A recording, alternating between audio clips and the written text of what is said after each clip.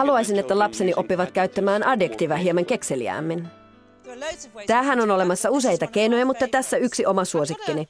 Minulla on tässä muistivihko, johon olen kirjoittanut joitakin adjektiiveja. Käytämme seuraavassa 4 vuoden ajan teemaa, joten kokeillaanpa, miten voisimme rakentaa muutaman oikein hienon virkkeen. Siirrän kuvat sivun, koska en tarvitse niitä juuri nyt, mutta voin tuoda ne takaisin milloin vain tahansa haluan.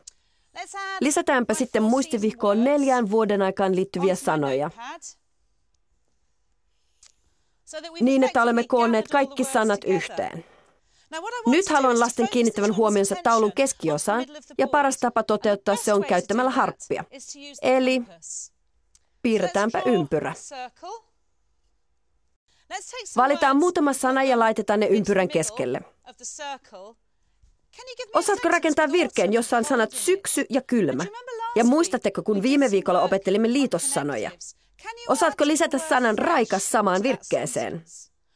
Tässä olemme nyt kiinnittäneet lasten huomion taulun keskelle, joten sillä, mitä sen reunalla tapahtuu, ei juuri ole merkitystä, eikä se häiritse lapsia. Keskittymisympyrä on tehnyt tehtävänsä.